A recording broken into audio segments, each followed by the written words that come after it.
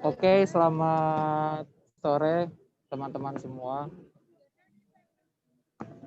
Ini saya kelompok 9. Kali ini akan membawakan presentasi kami berjudul Gerak dan Rotasi pada mata kuliah fisika. Ada Bintang Akbar Adi Pradana, Elvandra Hari Hendrawan, Richard saya sendiri, dan Fahri Razan. Boleh di next slide. Ini adalah kami, identitas kami, dan juga ada email kami di situ. Next lagi.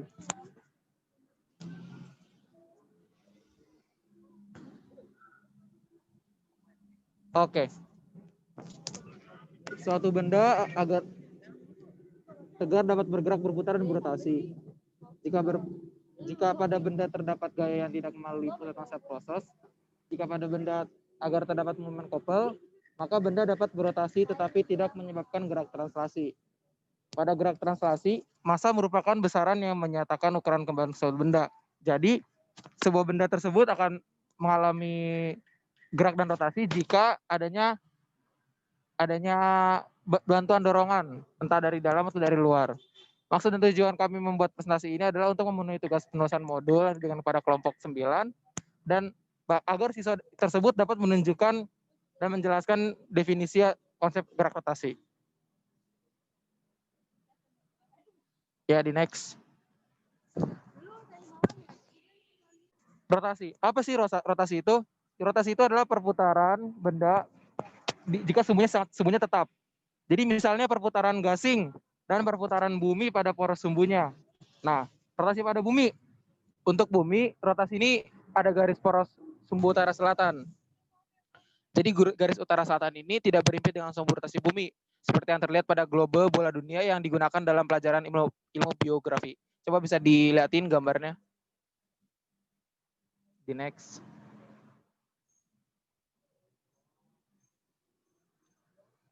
Oke, sebab akibat rotasi. Akibat dari rotasi ini, benda tersebut akan mengalami gaya sentrifugal, yaitu gaya dalam ilmu fisika yang mengakibatkan benda akan terlempar keluar. Nah, pada saat mobil ini bergerak melingkar dengan kecepatan agak tinggi, itu penumpang dalam mobil ini akan merasa terlempar ke samping. Dan sebaliknya juga. Sebab akibat ini dinamakan sebagai gaya sentrifugal.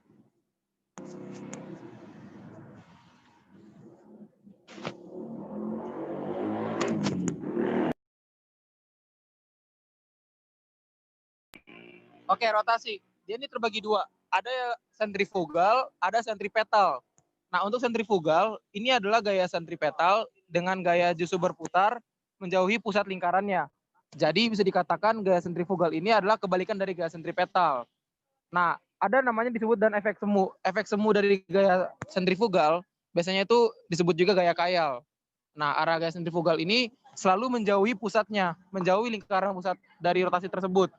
Lalu memiliki fungsi untuk mengimbangi gaya sentripetal sehingga benda yang bergerak melingkar dalam keadaan seimbang. Nah, sebaliknya, gaya sentripetal adalah gaya yang membuat benda bisa bergerak melingkar. Nah, benda tersebut bisa menjadi melingkar dan saat diputar percepatannya itu menuju pusat lingkarannya. Nah, jadi percepatan ini adalah dikenal sebagai percepatan sentripetal. Sederhananya, gaya sentripetal adalah gaya yang menghasilkan percepatan sentripetal. Itu dari saya.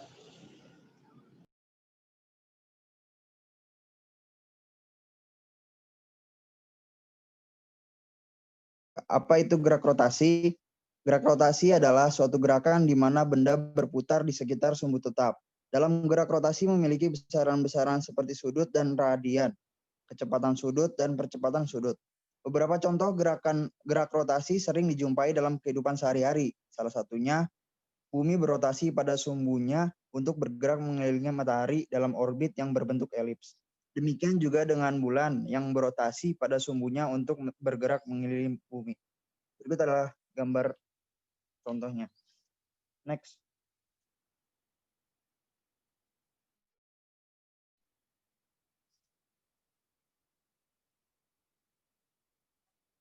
Berikutnya momen gaya atau torsi.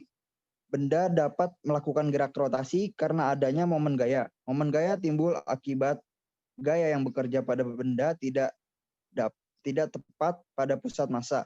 Momen gaya yang bekerja pada benda menyebabkan benda berotasi. Pada gambar di atas memperlihatkan sebuah gaya F bekerja pada sebuah benda yang berpusat massa di nol. Garis atau kerja yang berjarak D secara tegak lurus dari pusat massa, sehingga benda akan berotasi ke kanan searah jarum jam. Jarak tegak lurus antara garis kerja gaya dengan titik pusat massa disebut lengan gaya atau lengan momen. Next.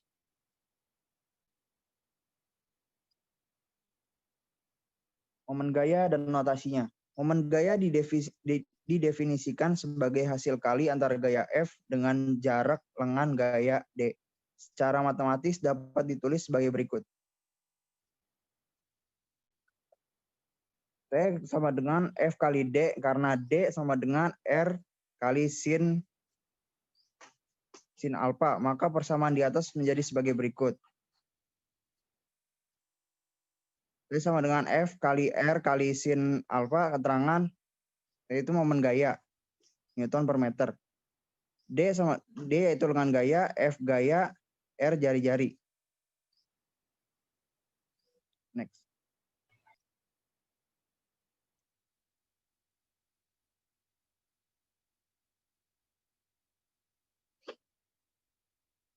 Momen inersia. Momen inersia atau kelembaman suatu benda adalah ukuran kelembaman suatu benda untuk berputar terhadap porosnya. Nilai momen inersia suatu benda bergantung kepada bentuk benda dan letak sumbu putar benda tersebut. Misalkan kita memiliki sebuah batang ringan, massa diabaikan dengan panjang R, seperti gambar di atas. Salah satu ujung batang, yaitu titik P, ditetapkan sebagai poros rotasi pada ujung batang yang lain dihubungkan dengan sebuah partikel bermassa M. Jika sistem diputar terhadap poros P, sehingga partikel berrotasi dengan kecepatan V, maka energi kinetik rotasi partikel dapat ditulis sebagai berikut. Karena V sama dengan R, W maka EK sama dengan setengah M. Masa.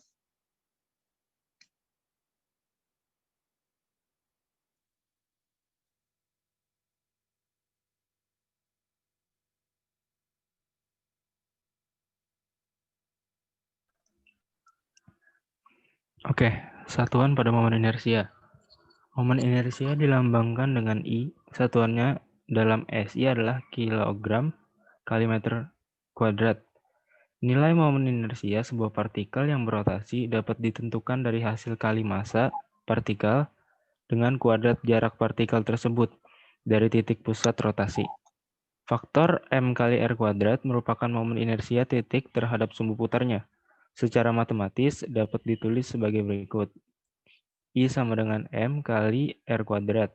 Keterangannya, I itu adalah momen inersia, satuannya kilogram kali meter kuadrat, R adalah jari-jari, satuannya meter, M adalah massa partikel atau titik, satuannya kilogram.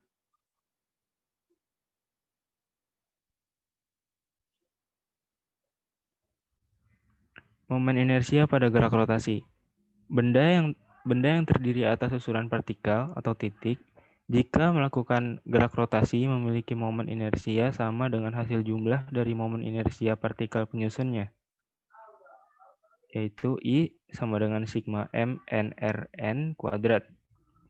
Atau I sama dengan M1, contohnya I sama dengan M1 R1 kuadrat tambah M2 R2 kuadrat tambah dan seterusnya. Pada gambar berikut dilukiskan momen inersia pada gerak rotasi berbagai benda tegar, homogen. Bisa lihat dalam gambar.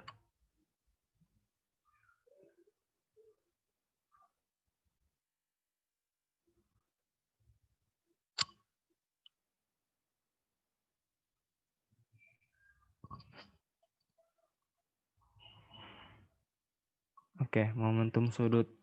Momentum sudut adalah ukuran kesukaran benda untuk mengubah arah gerak benda yang sedang berputar atau bergerak melingkar. Momentum sudut dirumuskan dengan L sama dengan I kali W. Dengan L sama dengan momentum sudut, kilogram kali meter kuadrat per second. I sama dengan momen inersia, atau satuannya kilogram meter kuadrat. W itu adalah kecepatan sudut atau radian per second. Jika benda bermassa M bergerak rotasi pada jarak R dari sumbu rotasi dengan kecepatan linear V, Maka persamaan dapat dinyatakan sebagai berikut. L sama dengan I kali W seperti yang di atas. Karena I adalah M kali R kuadrat dan W adalah V per R, maka bisa dirumuskan sebagai L sama dengan M kali R kuadrat dikali V per R, atau L sama dengan M kali R kali V. Momentum sudut merupakan besaran vektor arah momentum sudut dari suatu benda yang berotasi dapat ditentukan dengan kaidah putaran skrup atau dengan aturan tangan.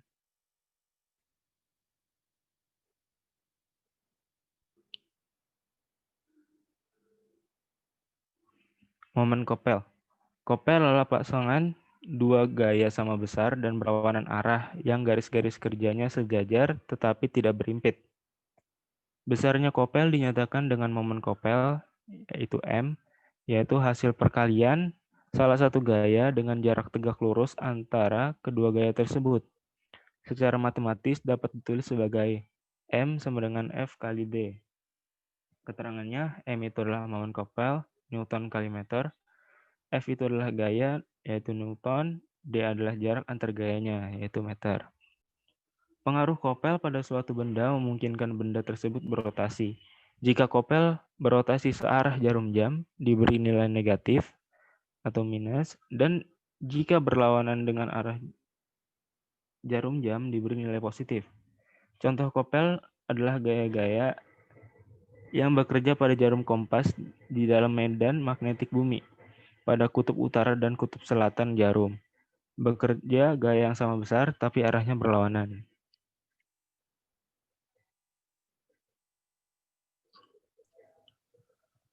Bisa dilanjut, Bintang. Selanjutnya adalah kecepatan sudut. Kecepatan sudut adalah besarnya sudut yang ditempuh saat gerak melingkar tiap satuan waktu. Kecepatan sudut dilambangkan dengan omega. Besar sudut yang ditempuh dalam waktu 1 periode T sama dengan 2 V radian. Periode adalah waktu yang diperlukan untuk melakukan 1 kali putaran. Secara matematis, persamaan kecepatan sudut adalah sebagai berikut. Omega sama dengan 2 V per T atau omega sama dengan 2 VF. Dengan keterangan V itu adalah kecepatan linear dengan satuan meter per second, omega adalah kecepatan sudut dengan satuan radian per second, V adalah konstanta, F adalah frekuensi dengan satuan hertz, T adalah periode dengan satuan second, dan bisa lanjut. Next.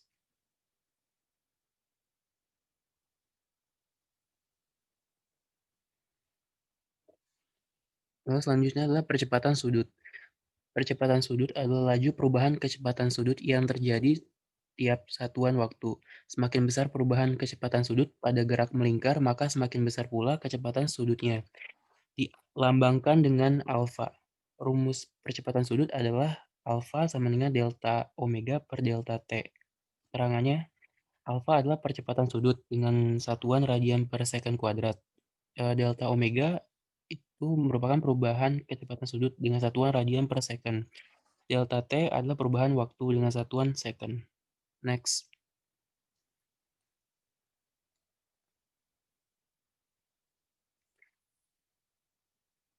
Kesimpulannya adalah pengertian rotasi itu adalah perputaran semua titik pada benda yang bergerak mengitari sumbu atau poros benda tersebut. Sebuah benda tegar yang kaku dan homogen berputar terhadap suatu sumbu akan tetap diam dalam ruang sehingga tidak ada energi kinetik yang berkaitan dengan gerak translasi. Benda tegar adalah benda yang apabila dipengaruhi gaya-gaya tidak mengalami tidak mengalami perubahan bentuk. Meskipun benda berotasi namun bentuknya tetap sehingga jarak antara partikel-partikelnya tetap. Aplikasi dinamika rotasi dan kesetimbangan benda tegar dalam kehidupan sehari-hari yaitu peseluncur sedang berputar di ice skating, seorang penyelam meloncat dari papan loncatan, pemain judo yang sedang menjatuhkan lawannya, pemain akrobat yang setimbang dalam permainan triknya. Next.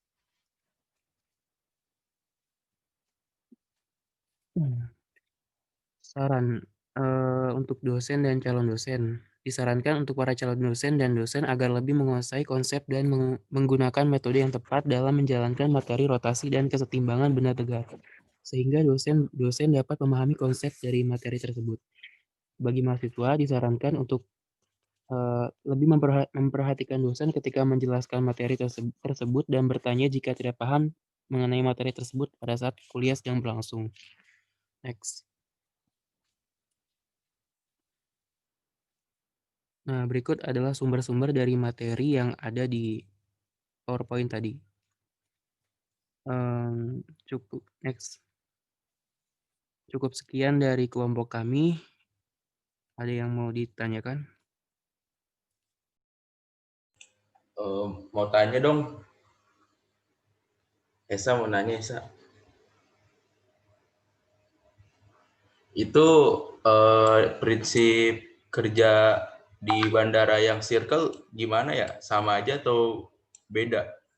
Kan ada rencana tuh bandara runway-nya pengen circle gitu kan. Nah itu gimana perhitungannya? Apakah sama kayak jalan belokan?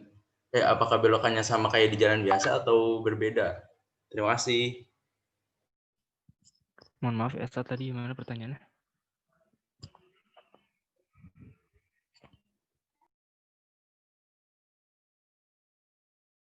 Ini ngebahas ini nggak sih, apa kayak sentrifugal gitu nggak sih? Iya benar. Iya ya. Nah kan di jalan tuh ada tikungan gitu kan, ada belokan tuh, ada beda elevasi tuh.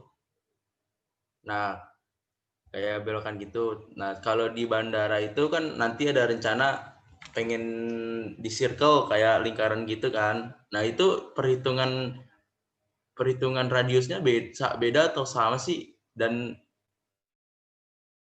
gimana ngitungnya gitu? Apakah pakai rumus biasa atau ada tips khusus atau bagaimana? Gitu, ngerti gak pertanyaannya? Kalau menurut saya pribadi ya, itu sih kayaknya sih perhitungannya mungkin sama. Karena kan gimana ya tadi? Atau mungkin itu juga bisa sama kayak kalau misalkan di tikungan di jalan gitu loh perhitungannya. Itu kan dia belok ada tikungan juga.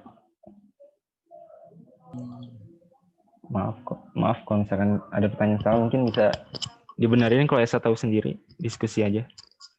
Atau yang lain mungkin? Iya, yang lain mungkin bisa bantu kita diskusi aja gitu. Gue juga masih kurang paham sih. Kayaknya sih sama deh kayak yang di balapan Oscar gitu kan juga tuh lingkungan NASCAR gitu tuh. ya. NASCAR ya. Cuma dia kan kayak lebih safety-nya lebih dijaga gitu kan. Betul. Kalau di NASCAR kan ada podiumnya segala macam gitu. Nah, kalau di bandara kayaknya nggak ada deh. Tuh gimana? Coba gimana diskusi.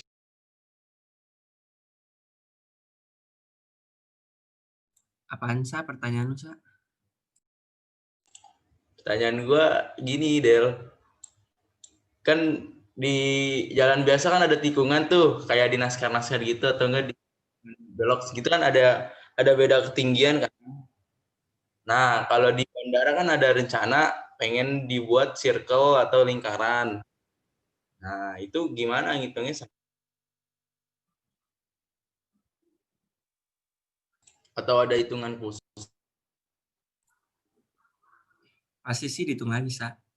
Soalnya kan bangunnya buat pesawat ya, bukan buat mobil. Pasti ada perhitungan khususnya. Dari berat pesawat, dari arah sudutnya bakal cocok buat pesawat tuh gimana. Dari arah sudut berapa pakai gravitasi. Pasti kan ngitung juga gravitasinya. Dari kemiringan sudut berapa. Pasti ya beda. Ada hitungan khususnya sendiri untuk tikungan. Nggak mungkin sama-sama yang kayak mobil menurut gue ya. Sekarang dari berat aja ukuran udah beda banget. Iya, betul. Ya udah cukup lah mungkin lah. Kita diskusikan tadi. Udah, mungkin yang lain coba. Terima kasih Fidel udah menambahkan. Mungkin ada yang punya pendapat lain, kita berdiskusi aja.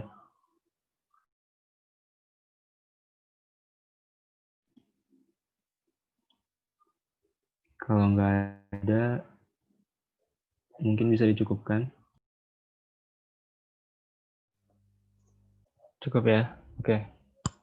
Terima kasih buat yang udah bertanya dan menanggapi.